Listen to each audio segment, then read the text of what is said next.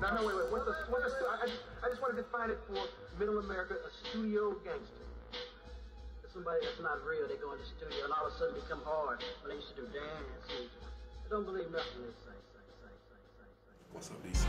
It's your boy, Mr. King South Promotions, right here in Phoenix, Arizona, home of one of the best studios in the country. Designed by Wade Morton. He designed the first touchscreen studio. You understand what that is? The first touchscreen studio. Right here, many artists come right here and record. And I'm going to give y'all the behind-the-scenes access of the first touchscreen studio built and designed by Mr. Wade Morton. Y'all can check it out. It tells you www.wmstudios.tv. Y'all can check the studio out there. Y'all can check the web page at kingsouthpromotion.org, kingsouthpromotion.com. And y'all stay in South Promotion. You got Mr. Wade Morton here, the founder and the very first person to invent the touchscreen full recording studio. Mr. Wade Morton, man, thank you for having me. Nice to meet you, man. I'm really excited about getting to this touchscreen studio. I want to know how it works, so if you just give us one-on-one with the touchscreen studio, that would be great. Yeah, absolutely. I'll come around and get my stuff out of the way here. All right. I decided that this being my 5th studio, I wanted to put something together that was special. So I decided that clearly a $120,000 DigiDesign icon was not the way to go. It's basically a glorified mouse, and I beta tested for DigiDesign. It's been explained to me by everyone as to why icons are great little control surfaces, but no matter how many times it's been explained to me, it makes no sense whatsoever. I'm not hating on DigiDesign, as you can clearly see. I'm packing HD6 in my expansion chassis, so needless to say, I appreciate DigiDesign for what they do, just not control surfaces. This guy here I put together as my centerpiece. Originally I spent a good 2-3 months researching, trying to find someone that made this already. Because ultimately, my feeling was I use nothing but outboard gear, and I like being able to move from SSL Neve components and what have you, and having an SSL G or a Neve or what have you, you're basically stuck with that summing. You know what I mean? And I like the variety of different console sounds. So, with the advent of technology, a lot of my analog gear is right up there, so I can get the sound that I'm looking for without being stuck to the console. But again, the centerpiece. I had to contract 3 companies to put this together for me because it didn't exist. No one had one of these things, and it made no sense to me. So anyway, they gave me, these 3 companies gave me their individual bid, and it was a lot higher than I expected or what I wanted to spend, but I thought, what the hell, it would be a cool thing to do. And then, 2 months later, the bid comes back, a new bid comes back in addition to, the train's already left the station, right. And it's looking like it's going to cost more. So basically, it was a money pit for me, okay. But it worked out.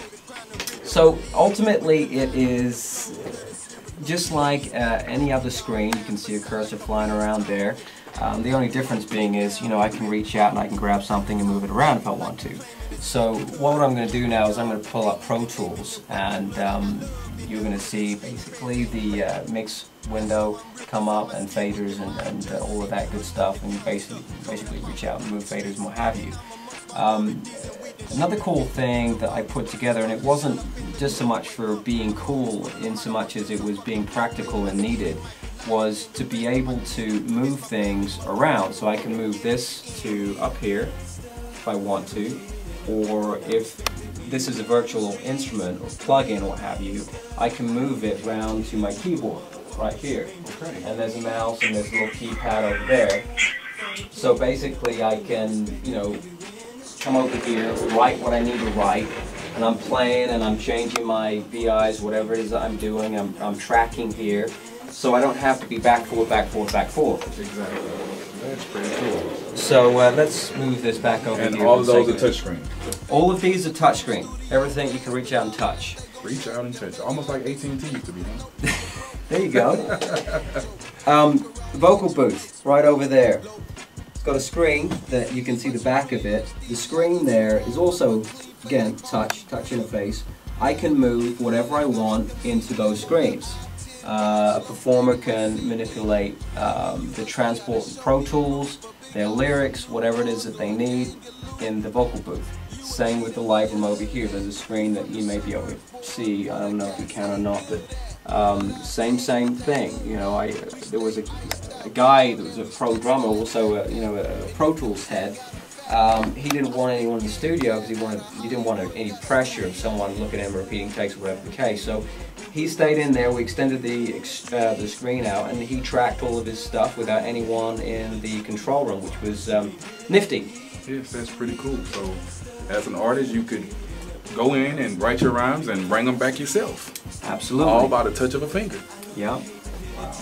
Well, let me pull up a session for you so you guys can see what it looks like when Pro Tools comes out.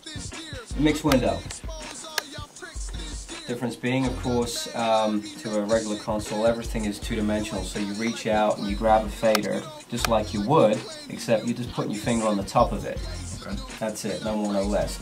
Cool thing with the busing is you can just reach out, touch something, rename, make it active. Again, it's seamless in terms of being able to think it and do it, right, if you get my meaning there.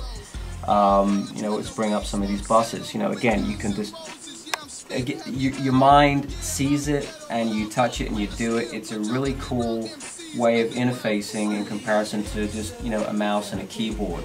It's difficult to describe, which is why I'm kind of reaching with my words, but it's a really cool way of working. Plus having a huge edit window above the mixing console, so you don't have to be back, forth like, you know, so many other people do. But you can, you know, pull out and see everything that you need to see very clearly by having that hover. Now, when I work on movie projects, invariably what I do, if I'm editing the audio, I'll bring this down here, and I'll edit the audio down here, and then the movie will be playing, the video feed will be playing up there along with the time count, for example. So there you have it, the first touchscreen studio. It shows you how it works, shows you how it ran, lets you know that you can touch all around the studio. Y'all stay tuned. Wade Martin shouting out to King South Promotions.